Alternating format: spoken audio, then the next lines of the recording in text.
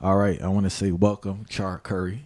Thank you, thank you, I thank you for never having knew me. I TV. appreciate you. Looking forward to this reasoning, right? Yes. I want to kickstart about a book you wrote, right? Mm-hmm. Called Mask, Why We Wear Them and the Effects They Have on Our Day to Day Lives. Yes. Focusing on why we tend to wear emotional masks instead of living out the full truth of who we really are. Yes. First question I have is, how would you describe an emotional mask? I feel like an emotional mask is something that we put on when we're not comfortable with ourselves. So we walk around wearing this emotional mask, right? And so we don't express ourselves how we need to. We don't operate how we need to as far as being a person, because at the end of the day, we all have stuff that we've gone through. And so what happens is we operate out of fear a lot of the time. So we don't want anybody to see the inward us because we're afraid of what that the a lot of times we're afraid that they'll judge us. But in reality, we're judging ourselves. All right. And a second part I have is, when did you stop wearing your emotional mask? I stopped wearing my emotional mask about 10, 15. Well, it started to be removed because it's always a process. It started to be removed about 10, 15 years ago when I really found out, okay, like I don't have to worry about what other people think about me. What people think about me, what people say about me is none of my business. So it came, for me, it came in layers because I also had suffered from anxiety and panic attacks just based on the fact that every time I was out in public, I had social anxiety and I always thought people were judging me. So I had to do a lot of self-talk, a lot of journaling, a lot of writing, started writing this book. So yeah. Before we get into how liberating that experience was, right? Can you talk more about social anxiety? Because I hear the term a lot. Can you explain what that is and how it feels? So for me, I was always super cued in on what people felt about me and what they thought about me. And also to add on to that, part of my spiritual gifting is to be able to discern what people are feeling and what people are thinking. So it was difficult for me to navigate the the realm of reality, but also the spiritual aspect of it too. So I was getting it from both sides. So I would have to go to the grocery store at like 5 o'clock in the morning or like midnight, because if I would go in the daytime, by the time I got up to the counter, I was like profusely sweating because I just thought that everybody was hyper focusing on me and judging me. So I would have heart palpitations. I would have panic attacks. I would have anxiety attacks. So yeah, it was crippling. At one point, it was very crippling. And what was the process like getting out of that? Journaling. I'm writing a book right now. It's called Journaling to Freedom, and it's how I pulled myself out of anxiety, panic attacks, depression, insomnia. So I did journaling. I also did a lot of self-talk. So as I was out in public, how I overcame being able to come out in the day, being able to come out in the daytime, I would do self-talk inside my head. Nobody's worried about you. They're not judging you. You're okay. And That's that not your business what they think about you. and that's a big step from going into that to being in public, sharing yourself and Yes, speaking. You know. absolutely. All right, congratulations. Thank you. Also, Thank you. how liberating was that experience? Hold on. It,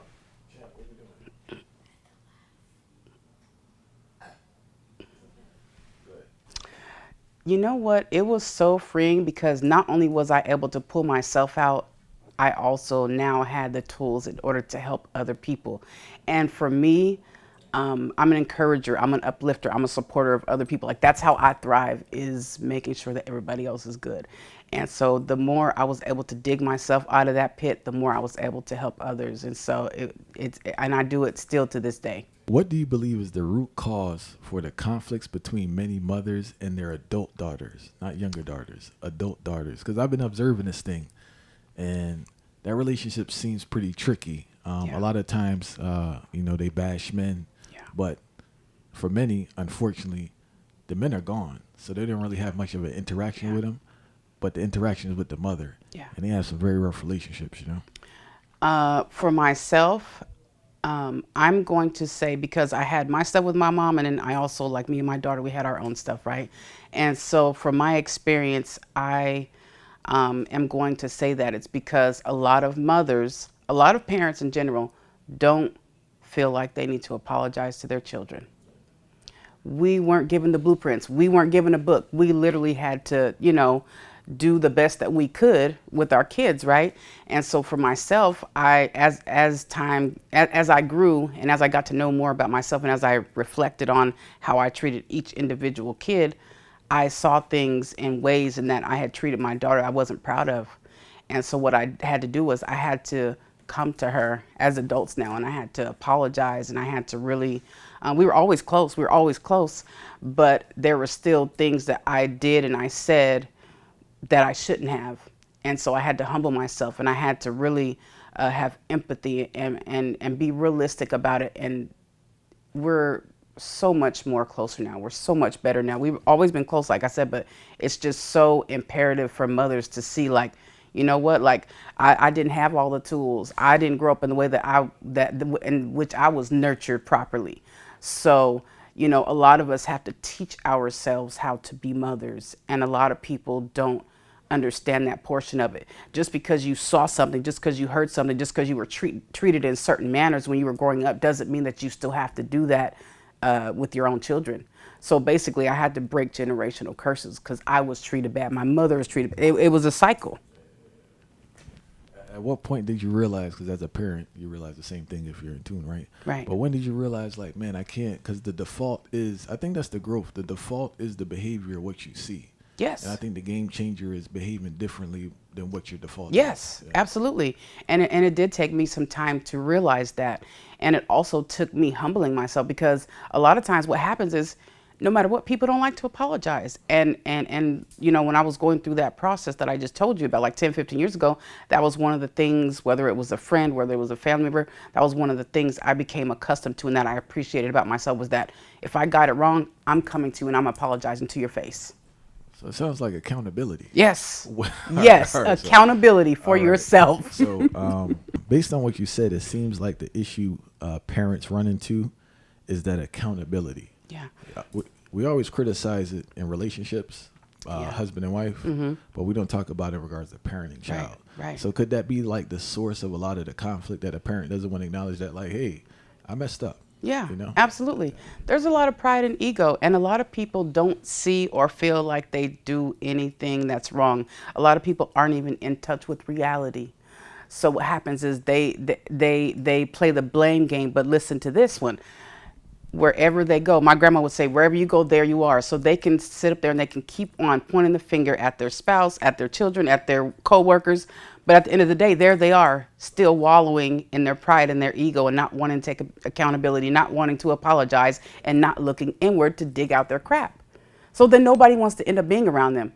And everybody's like, you don't even see the way you act. And it's really sad, because so many things, so many relationships and connections can be fixed by having a simple conversation, communication. Do you think, I know a lot of people talk about like people mellow out when they get older. I'm not sure if that's true for everyone, because you have to like work on yourself. And I don't think a lot of people have the tools to work on themselves. You know, what's your thoughts about that? I believe that what happens is a lot of people don't want to ask for help. And, you know, like for myself, like I was able to pull myself out of the pit multiple times, but there were times where I had to go to therapy, I had to go to counseling, I had to call one of my friends and say, hey, like this is what I'm going through. And so I feel like a lot of times people have that shame and that guilt, and they don't want to let anybody know what they're experiencing internally. So therefore, on the outward and what they do and what they say is always going to come out regardless. So it's better to just, if you can't work on it yourself, then pull somebody else in, so that way you can dig your stuff out, because you don't want to keep on spewing, you know, and blaming people. It's like, and you're unhappy. You're unhappy. And people claim to be happy on the outside and on social media and at their job and with their relationship, but internally they're miserable and they're struggling with themselves. And with the mother-daughter relationship, right? Does jealousy play a role sometimes with the I believe it does. Yeah. I believe it does. And even to the fact that where you were talking about aging, I feel like some mothers want to live life through their daughter's eyes because they feel like they were robbed of it. Either they had the kids late, or either the relationship didn't work out with the father. So there is a such thing, I believe, as parents being jealous of their children. Absolutely. Unfortunately, right? Unfortunately, many of the families in our communities are separated where adults have to co-parent, right? Yes. But we have to do it, so we have to get good at it. Right. Right. What are some of the key practices both adults can do to be successful at co-parenting? Understand and know yourself. Deal with your own crap. Get in your own mirror. Because so many times, especially when it comes to parenting and co-parenting, we want to point the finger at the other person. But in reality, what is it that you're bringing to the table? What is it that you need to work on in order to better the situation? Do you need to work on communication skills? Do you need to dig back and go into your childhood and figure out why you feel disrupted in your spirit right now to where you can't get along with the other parent? Is it that you have stuff that's going on with you emotionally, like current, like acute things that you're not dealing with? Some people deal with psychological stress. Some people deal with depression, anxiety, and some people don't know how to deal with stress well. So when it comes to the co-parenting, especially if you know the person really well, then you're familiar with them. And so you get to act out in certain ways that you wouldn't be able to with other people. So that other parent ends up getting all your can I say BS? BS. So I would say look inward. Make sure that you're communicating properly. Make sure that you have patience not only with yourself, with the other person. Make sure that you're not sharing certain information with your child when it comes to that parent. Yeah. I noticed there's a level of immaturity in a lot of co-parenting, Yes. and also the focus is not the child. Yeah. And I think that's where things go awry, you know? Yes, absolutely. Because some of them, and I've been saying this, God gave me this download a few weeks ago, and some people are still stuck in a relationship that they are no longer physically in. For a very long time, too. Yes. For years, they will still be fixated on the other person in that connection, that relationship. Like you are not even in that connection. You guys dispersed of the connection, but yet you're still obsessed with this person. You're worried about what they're doing, what they're saying. Stop worrying about it. Work on yourself and do better moving forward. Work on your businesses. Work on yourself. And so, yeah, it's imperative to be mindful and be self-aware, so that way, you can really communicate properly with the other parent. But I will say this also, a lot of people right now, especially in today's day and age, they are masking it with substance. So how do you co-parent with someone who has substance abuse? That's a whole nother different conversation. I once heard you chastise women for what they... All right. I once heard you chastise women, right? And I'm paraphrasing you, for what you referred to as playing the dangerous game of withholding intimacy from their man, right? Yeah. How destructive is the practice of withholding intimacy from your spouse, whether it's the male or the female? It's very destructive, because what happens is, and this is what I've been saying this for you, this is what I call it. You signed up to be the sole provider of that man, right? You signed up to be their sole provider. So therefore, you signed up to make sure that every single portion of him is taken care of mentally, psychologically, emotionally, in the bedroom, cooking, clean. You signed up to care for this man. So if you signed up to be the only one that he can lay down with, if he can only have physical intimacy with you and you're not providing it, then what do you expect him to do? And I will say this, stepping out of the connection, out of a committed connection, whether you're married or not, is never okay. I will never condone that ever. But at the end of the day, we have to be realistic, because if you signed up to be the sole provider of that man and you know that he has needs and you know he has desires and wants, and you're telling him no, or you're giving it to him once a month, or make sure whatever it looks like to him to be taken care of, you're taking care of it. Because if not, then how do you expect for that connection and that bond to stay alive? Because what happens is when they withhold it, then the men end up being resentful. And the more he operates in that resentment towards you, then what do you expect him to do? He's gonna be out the door. He's gonna step out. Something is going to happen, and you're not gonna like it. But you're the one that got the ball rolling. So ladies, make sure you take care of that bedroom. It's imperative. But what's the disconnect with that reality? I don't know. It seems to be a collective disconnect. There, with that reality. and I'm going to take it back to the root. I'm a root puller. I'm a root puller. So I'm going to take it back to the root. A lot of the women get into connections, and what happens is they don't share with their person that they went through things, that they experienced things as children, that they experienced things in adolescent years that they shouldn't have gone through. Also, on top of that, not only are they sharing it with their person, they're also not going out and getting the help for it because of the shame, of the guilt. So, and when it comes to this, I never fault anybody for falling victim to this. But at the end of the day, we're adults, and so we still have to work on it because you, like I said, you signed up to be in this committed connection. So therefore, it's your duty to make sure that you dig out your stuff, that you deal with your stuff, that you get help for the stuff that you experience. We understand that it happened to you, but we're adults now. We still have to do better. And if you're not ready for that man in that way, then leave him alone.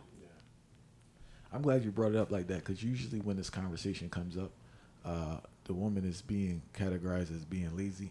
Yeah. But a lot of times it's much deeper than that. Yes. And because molestation is so rampant in our community, yes, there's a high probability that she has been sexually abused. Absolutely. And that can impact her view or her view on sex, or yes, want sex. Yes, absolutely. And another thing, as far as our community, you know, we were always taught, we lived in homes where we were taught to everything that happens in this house, what stays in this house. So that is one of the other reasons why, you know, in our community, people don't come forth, because we've been taught to, remember, the other thing that we were taught was children are supposed to be seen and not heard. So then we want people to open up. We want people to be open. We want people to communicate as adults. But our whole childhood, we have been taught to be quiet. So, you know, some of us have learned to communicate properly and be open, but a lot of us haven't yet. And it's due to that. Be quiet. You're a child. Speak when spoken to.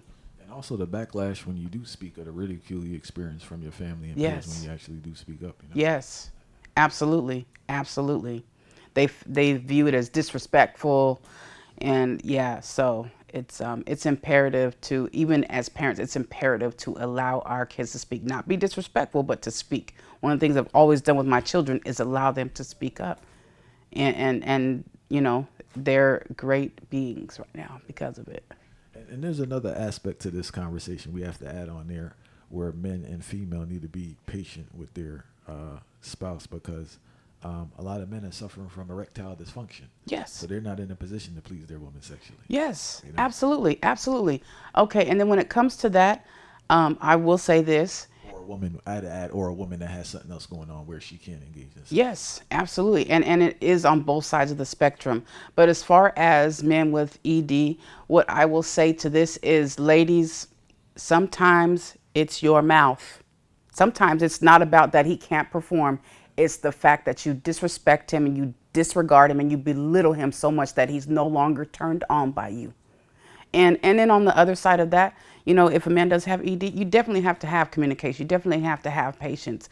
But you also have to, you know, utilize what's out there for you. There's bladder there's CMOS, there's different things like holistically that you can do. I know a lot of people don't like to sway along the ways of pharmaceuticals, but there are holistic ways in which things can get back on track. Why do you believe divorce rates are so high? I have a theory, but I want there's so much that goes into this. I believe that society has put it out there so much to where it's basically saying like, oh, well, if he does this, if she does this, then you can walk out the door. There's so much about it being out there, like, don't put up with it. You don't have to take this, and there's that know your worth movement too, right? So, but at the end of the day, like, a lot of times people just end up leaving instead of communicating. A lot of times people end up leaving instead of working on it. And I feel like it's a lot to do with society. I feel like it's a lot to do with the people that they keep around them. I don't care if the man is single or the woman is single, as far as like the friends and family that you have around you. That's not what it boils down to. If they're operating out of a single mentality and they're telling you to leave, and there's no regard for, let's say you're confiding in one of your friends and you know that they don't like your spouse. What do you think they're going to say? So a lot of times nowadays, people don't think for themselves. And so I feel like that's part of it. I feel like they look at a lot of reality TV, listen to music, and it's like we live in a now kind of world. And so they think that, oh, I'm just going to go out and I'm just going to, go out and find somebody else. When in reality, it's like, if I just would have communicated, if I just would have had some patience, if I would have worked on myself, then we probably still would have been able to work it out. And I talk to couples every single day. I talk to individuals every single day. And some people are very regretful that they left. I noticed that, and I would like you to share that your experience before. Let me just say this real quick, right? Mm-hmm. One of the things I believe are the source of this divorce is like we have a commitment crisis in our society, whether being committed to yourself. We spoke about this recently on the podcast, whether being committed to yourself or committed to someone else. Yeah. And they don't understand the cycles of commitment, the ups and downs, and just what comes with it. Right. And like, I don't know, man, like people aren't just realistic Yes. about relationships, Right. even with themselves. Right. And I will say this, thank you for saying that. A lot of people don't know who they really are. They don't know themselves. They haven't spent enough time with themselves. A lot of us, we got together with our spouse when we were younger. We raised each other, and we started a family, and then we never really learned who we really are, what we want, what we desire. And so what happens is you get older, and then you have the I'm so worthy movement, and then it's like, I don't have to stay here and take this, but it's really just the fact that they need to get with themselves and figure out who they really are. It's not that you need to leave your spouse. It's that you need to work on some things. Hard pill to swallow. Yep. Can you share, obviously you've spoken to a lot of couples, right? Mm-hmm. What is some of the biggest complaints from men and from women? From women, I will say they don't appreciate the tones in which men use. So they'll say it's not about it's not about what he says, it's about how he says it. So a lot of them see men, like when they speak with passion, they see it as a personal attack. Why is this tone thing such an issue? I believe it And I mean not yelling. I mean just like how you say I believe it something. stems from the internal trauma within the woman, the person that you're speaking with. Because sometimes, the man says, well, I don't like the way she speaks to me. But as far as the women are concerned, it's the tone in which men speak to them a lot of the time, or the fact that he's stepped out. But we also have to, if either side has stepped out, like, where did it start from? Where's the root of it? I don't like to deal with surface stuff. I like to get down to the root because we're going to fix this. So I will say that as far as when it comes to women. When it comes to men, accountability and apologizing, those are two things that men always bring to the surface. And I will say this, women don't like to apologize for the most part. Why is that? I'm going to tell you why in just a second. But as far as the people that I've worked with, the clients that I've worked with, I have had men come to me and say they've been married for 20, 30, some of them 40 years, and they have never gotten an apology from their wife. That's sad. That's really sad. And as far as why, there's a lot of reasons why. There's always going to be layers to everything, right? But a lot of it is because in our society, we're taught that, like men need to be men all the time, 100% of the time. You guys have to protect, you have to provide, you have to make sure they're good emotionally, psychologically, physically. But yet, on the flip side of that, there's this thing where women are coddled and women are babied and women are listened to and a lot of women are entitled. Very entitled. Very. Very. They think that they're entitled to certain things and certain treatment. But then on the other side of that, it's like they think that they can act out however they want to. But it doesn't work like that. Nobody's going to keep on putting up with your BS. And I will say I'm fortunate enough to have close relationships with some great brothers. And brothers be going through it, yeah. Yes. Regardless, I'm talking about these are high-performing guys. Yes. They do well in their occupation. They're great family men. They're great people, but they go through it. Because of how society's structured, right? Now, on another note, though, the other side, what about the brothers that struggle? Because a lot of times it's like brothers struggle with constructive criticism from their woman when it's actually beneficial to them. Have you been exposed to that also? Right, absolutely.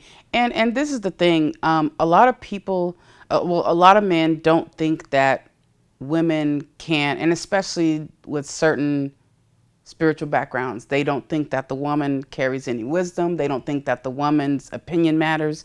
So it just depends on who you're talking to. I will say this. I do believe that women carry wisdom. I do believe that women have spiritual gifts that can, they have discernment to where they can see something or feel something. But a lot of times in certain cultures and backgrounds and everything, women and their opinions aren't taken into accountability, and sometimes it is for the better. So in that regard, like some of the men, they'll keep on going around the same mountain, the same tree, when in reality it's like God already, like the universe already gave you the answer and the blueprint through your wife. But you Hard-headed men out there, you know. yeah, absolutely. A lot of them, they're hard-headed, but at the end of the day, it's like that's something you got to learn. You got to learn the hard way. Sometimes you got to hit your head or bump into that wall a couple times till you get it. No, I wanted to bring balance to it because I think both sides, because I don't know, there's this notion almost like men are just great at criticism and they're not. You know, they may not be as bad as women, not all women, but you know what I'm saying. Hope it don't come out wrong. But like a lot of dudes can't take constructive criticism. That's why in the position they're in right now. Right. Reality, if we're speaking, you know. Right. And not only when it comes to their woman or their person, but also with their own friends or their own, sometimes even with their mentors or their bosses. It's like you always have something to say. You always have a pushback. And it's like, I feel like that's a man that hasn't dealt with their stuff yet. Like there's some stuff like he needs to deal with. He needs to look in the mirror. And a lot of times men that aren't confident have an issue with that. Men that aren't confident have a problem with constructive criticism, or they think they know it all and they don't want to listen to, some guys you just can't tell nothing because they know it all. You know what I'm talking about. It's like, that's a wall. You're not going to be able to get through. So, and then, they have to keep on hitting the wall, keep on bumping your head, keep on scraping your knee. Our sisters are excelling both in the areas of academics and employment, right? What advice would you give to mothers who are trying to create a healthy balance of time for their family, time for themselves, and time for their career? A lot of the time we're consumed with our careers or with social media and things of that nature. I feel like the more we're mindful of putting things into perspective and prioritizing, that is the way we're going to be more successful. So yes, you can be successful in your career, you can be successful, in your family, but at the end of the day, you have to prioritize. I don't care what it looks like, your family still comes first. I understand that you want to be successful, but you have to make sure your household is in order before you make sure that that business is in order. It just, you can pour into the business, but your family is all over here crumbling. You can pour into your business, but your husband is suffering from depression and suicidal thoughts. You can pour into your business, but your kids are over here suffering emotionally and you don't even know because you're not staying in tune with them because you're working on you can climb up the ladder all you want, but you have to make sure that your family's taken care of first. And also, besides that, you have to make sure you're not putting yourself on the back burner for the business, because if you do that, then it's going to fail anyway. You have to take care of you, mind, body, spirit. Make sure you're eating well. Make sure you're around people that are actually for you. A lot of times, us as women, we have so much regard for our friends and family that we hold like as close to us and what have you, that we forget that we still need discernment. We still have to make sure that we have the right people around us. And sometimes certain people can't go where we're going, or we have to, put a pause on the connection or the relationship because just right now, while I'm working on this, your connection with me is not imperative to where I'm going. Kind of letting people go for a little bit, For a little bit, and it's not forever sometimes, but at the end of the day, it's like we got to be realistic, because some people, they're not happy for you, they don't support you, you know what I mean? The connection may be, they're always slighting you. They're saying certain things. And so it's like, you got to know who you're dealing with. And I don't care whether it's family. Like, one of the best things I ever did, honestly, was cut certain family members off. And it wasn't forever. But at the time, I was working on myself and I was doing what I was supposed to do for myself. and it was always negative, negative, negative, negative. So I just had to cut them off. And like my great grandma would say, feed them with the long spoon, you know. But it was one of the best things I ever did because I couldn't have gotten here today if I hadn't. Do you think I view women as extremely competitive. I may argue women are more competitive than men, but due to our society, they don't have the opportunities to partake in certain things. Do you think the competition of women is one of the reasons some women struggle so much with that balance? Absolutely, because women can get catty. Women can get catty depending on, you know, who, if they know who they are, depending on how much confidence they have, depending on their own success. A lot of times they'll say that they're for another woman, but in reality they're not, because they can say it with their mouth, but their actions display something totally opposite. But they don't even realize, like, nobody's in competition with you. It's only you against you. You know what I mean? And so when you know who you really are and you're confident and comfortable with yourself, then you can congratulate other women. You can compliment other women. I look for opportunities to compliment other women because it's like, I see you, girl. I see you, sis. Like, you know, I love supporting other women. It's super dope. But I feel like a lot of times women want to they want all the attention to be on them all the time, and they get uncomfortable when it's not, and so they start to act out. It's like a little kid, like, oh, see me, and then it's like once the attention isn't on them, then they start to act out. So a lot of women have that complex nowadays when the lights, camera, action, when it's not all about them, or when it's time for somebody else to be supported or congratulated, they don't like that. Like, in your experience, right? Like, I feel this is a key component that stresses out a lot of women. Like, why are women, not all, why are a lot of women so competitive though? You know what? Honestly, I feel like a lot of women nowadays compete with other women based on the outside appearance. See, they don't want to talk about that. They don't want to talk about that. They, you know, do you got the red bottoms? Do you got the bag? Do you got the car? Do you got the man with the clout and the notoriety? Like, so and even as far as, I post about this all the time, even as far as getting married and having the ring and the wedding and all that, that's not important. But yet you deem it as important because you want to, oh girl, look at the rock, and you know what I mean? Oh, look at my, you know, so it's like they want to have something to brag about. But it seems like they're stressing themselves out by doing this. They are, but they don't realize it. They are. I'm telling you, and they be on the outside appearance, they be smiling, but internally, like, they're miserable because they're constantly competing with other people instead of fixing themselves internally. Some of them, let me just say this, because I posted this and it went viral like last year and I still post it. Some of the women are jealous of their own husbands, of their own spouses. Oh, that's facts though. Yep. That's not. They don't like that one. That's a sad reality. It is. It is. Or husbands jealous of their wife too. True. Spouse, you know? True. Yep. So we live in a society where everyone's always speaking about self-improvement, right? Yeah. But what I have noticed is self-improvement can destroy your relationships and your marriage. Ooh.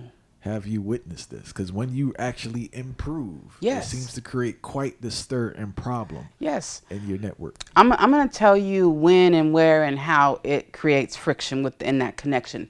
Because what happens is the more you work on yourself, the more the things that you want or need or desire change.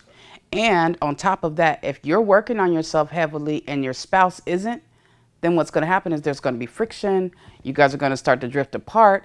And yeah, so that's very important for people to understand. Like, you know, everybody's awakening moments or their transformation isn't going to happen at the same time as their spouses. And I feel like that is something that is a very deep reason of why some people aren't making it within their marriages and within their committed connections, because one person is working on themselves and the other one is complacent or okay with where they're at.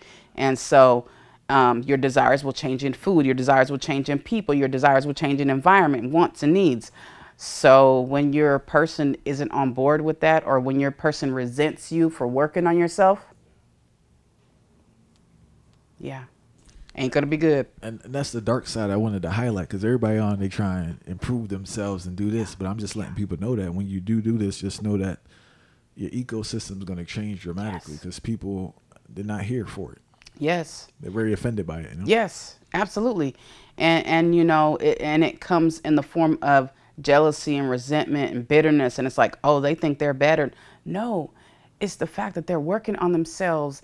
And if you would take 5 minutes to look in the mirror and start to really journal and write out, or reflect on the things that you need to work out, then you'd be able to see, like, this is a great thing. But a lot of people, they're so familiar with their BS and with their trauma and their drama that they don't want to look in that mirror and fix it. I like that, trauma and drama. All right. So just like this self-improvement, a lot of people talk about peace and stability, right? And I'm not sure if you experience this or not, but when you start to get peace, or you start to get stability, or you start to get success, I don't like the word success, but things start going your way, you get into the self-sabotage mode, because you don't really believe that you're worthy of this thing, right? Right.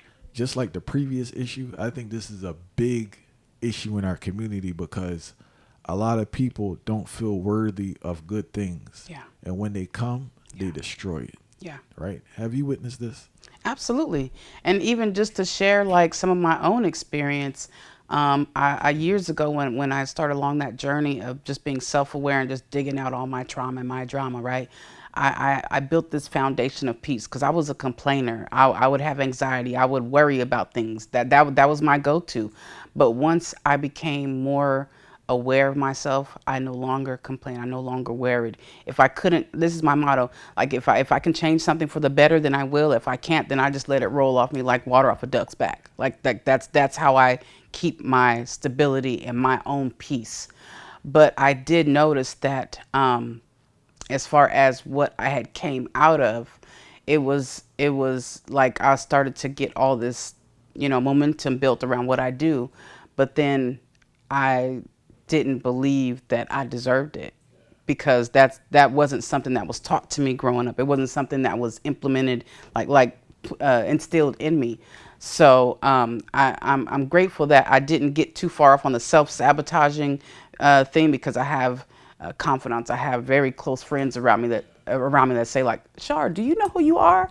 And so I have people around me that really uplift and encourage me and support me. So I'm very grateful for those people around me. And what advice would you give to people to get over that hurdle, so they don't go down the route of self-sabotage, and they actually feel deserving of great things in their life? Keep your confidence on and don't take it off. And I'm not talking about arrogance. I'm not talking about ego and pride. I'm talking about be confident in who you are. Self-talk. I get in the mirror. I self-talk. You are great. You are worthy. You are productive. You are successful. I self-talk. I journal things out. I write down affirmations about myself. So it's just a constant, encouraging yourself, because at the end of the day, even if nobody else is there, you have to encourage yourself. You have to encourage yourself. You have to do self-encouragement. And that's another way of keeping that peace and that stability, because you can, something can happen to where it's like something doesn't work out in your favor, and it's like, oh, you can get disappointed real quick, and that disappointment and wallowing in that disappointment is self-sabotage. Absolutely. Because sometimes we can allow it to creep in, and then it just, you just spiral downward based off of one no. But you have all these other yeses that you could go after, but yet you lay down. Nope. You got to pick yourself back up. You got to pick yourself back up, because listen, one monkey don't stop no show. The show must go on, and it will. You brought a great point with this wallowing in sorrow. Like, I don't really spend too much time down there, to tell you the truth. Yeah. Yes. I'm not even gonna lie to you. I used to when I was younger, right? I'll be out of there. Yeah, I don't really spend too much time. You do acknowledge stuff like Yes. bothers you, Right. But like, I don't really spend too much time. But it is what it is, and we off to the next thing, because we know what we could do. Exactly. And like, I'm glad you shared that, right? And also, that self-love, I think that's the foundation of it, because just in our society as a whole, but especially as black people, Yes. you're not taught to love yourself. And Yeah. everything every day is telling you not to love Yeah. yourself, Yeah. So I do encourage people to get on the self-love train. And one more thing, you spoke numerous times about journaling. Yes. What advice would you give to those listening who are trying to get into journaling so it is effective and productive for them? Right. Um, Journaling is the number one way in which I pulled myself out from the pit. And to share some of my personal experience, I literally went from, I was in a depression for almost an entire year. I went from the bed to the bathroom to the doctor. Like that was all I did. And I'm sitting there one day, like I didn't even want to be around my husband or my children. Like I would literally, like they would be in the room just to be around me, and I would barricade myself with pillows. That's how deep and dark it was. Like I just didn't want I didn't want to be around anybody. And so one day I'm sitting there and I went from writing a suicide note to writing prayers all in one sentence. And that's how I pulled myself out. So that's how powerful journaling is. Literally, I snapped out of it in that very moment and have not gone back since. That was over 10 years ago. So, and a lot of people think like, oh, well, they'll say like, oh, well, I used to journal a lot, but then I fell off. And you have to understand that when you're journaling, you're getting all this stuff out of you. You're getting all this stuff off of you. You're getting all this heaviness out, right? So it's not that you have to journal every single day. I have over 30 years worth of journals. I've been a journaler since I was a kid. But a lot of people, they're hard on themselves about it, and you just have to let it flow. Sometimes I journal every day for months. Sometimes I don't journal for months. So you have to see, like, you have to understand yourself and where you are in those moments. If you just want to document little things throughout the about your day, that's one thing. If you want to really get deep into it and you want to go on this healing journey with journaling, then as the thoughts come up, you write them down. And be honest with yourself. This is the thing. The key to journaling is being honest with yourself, because a lot of times people don't journal out all their crap because they think that somebody's going to end up reading it. But just because you write it down doesn't mean you have to keep it. Some of the things I journaled, I journaled it to get it out, and I burned it because I never wanted anybody to see it. So it's not that it has to stay there for somebody else to come back and read or see. It's for you to get it out so you can become a better person for yourself and those around you. All right. Well, we give thanks for you coming up. Tell you the truth, yeah. Thank you. I appreciate it. It's been an honor. Thank you.